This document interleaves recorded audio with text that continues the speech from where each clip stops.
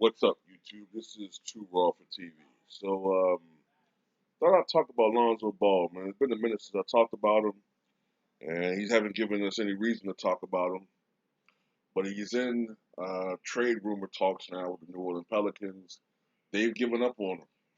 Okay, um, this is the reality. He is a bust. Okay, people don't like to hear that.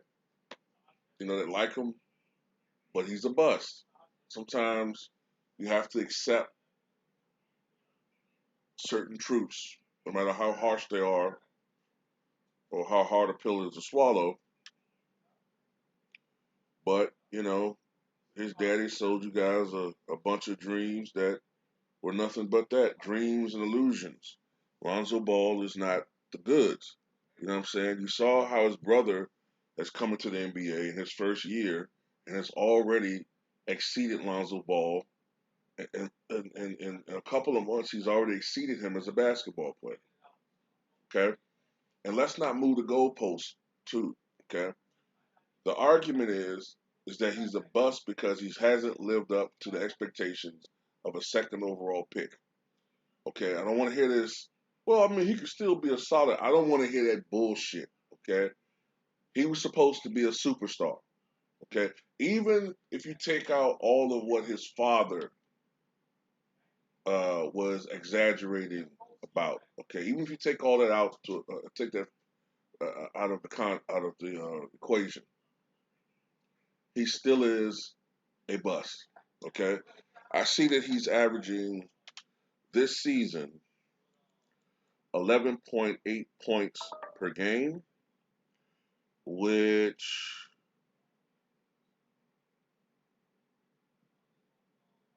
is about what he averaged last year. He's shooting 39% from the floor, which would be his lowest percentage since his rookie year. He's shooting 30.1% from three, which right now is a career low. And he's shooting 58% from the foul line, which is actually a career high. But for his career, he's only shooting 49%. And I also see that he gets the foul line even less now than he did when he first came to the NBA. And it's obviously because of lack of confidence. A lot of this with Lonzo Ball, I think 40% of it is lack of confidence. Um, 20% of it is ability or lack thereof, and the rest of it is he just doesn't put in the work. Okay. Um, the thing that really makes me think he doesn't put in the work, and it's psychological is the free throw shooting. Like with Westbrook, I think it's psychological with that. Westbrook until about 3 years ago was a good foul shooter. Even though he wasn't a good overall shooter, he was a good foul shooter who usually shot over 80% from the foul line. Last couple of years, he's been subpar in that area, 60 to 70% range. Okay, that to me suggests it's psychological.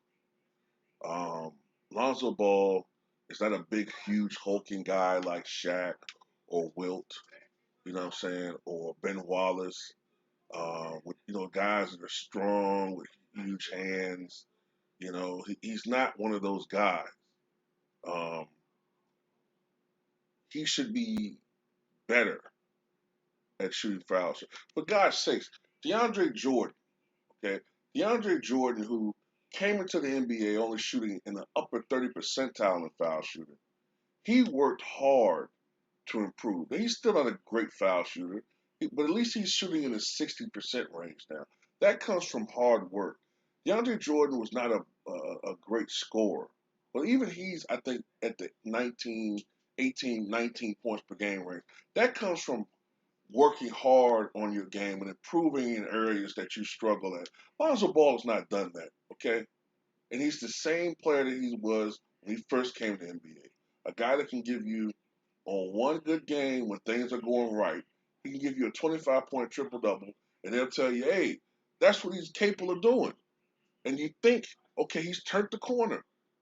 And then, for 4 or 5 games in a row, he gives you a triple nothing.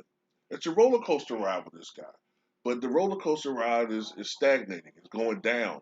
Okay, it's not an enjoyable roller coaster ride with this guy. And at this point, in my opinion, it's over. Now, when I say over, I don't mean his NBA career right now, um, but I think his days of this illusion, you know, and you know these lofty ideas that some of his fans have that he can all of a sudden become this late blooming superstar. No,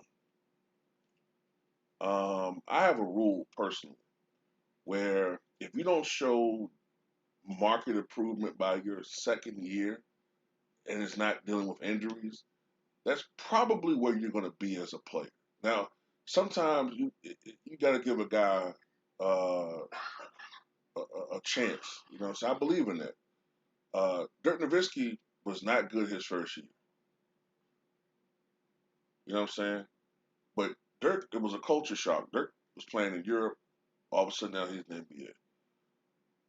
Some guys they have injury issues. Okay, some guys they might have some things going on in their personal lives that's affecting their play. So I take those into equation. But by your second year or into your second year, and you look like you're the same player, then I don't really have much to to think that there's going to be much improvement. Let alone your fourth year. At this point, Lonzo Ball might be a backup.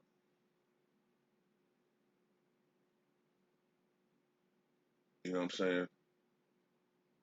Uh, that's about it. I think he might be a backup to, maybe some title. His best scenario, if anybody's looking out for him, is to have him be a backup on some title contending team. You know what I'm saying?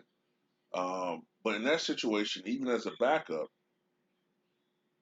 you're going to be more scrutinized now that you are playing in New Orleans, especially if he goes to a team like the Nets or the Lakers or something. You know, but look, it had nothing to do with him being a nice guy. You know what I'm saying? There are a lot of nice guys in the NBA who are bad players. And this isn't a situation where it's a brother. And I hate when people do this shit too, because I'm one of the main ones sensitive about this. Now, if I see that there's a cabal against a guy, like they do with Russell Westbrook sometimes, or Kyrie Irving, or even like when there's a right wing attack against the guy from Akron, then yeah, I will put on my my Black Lightning outfit and then cape for the guy, because then I look at it differently. But if we're talking basketball, you got to be honest. You know what I'm saying? Lonzo Ball is just not. He's not the player, man. He's just not. Um, tell me what you guys think.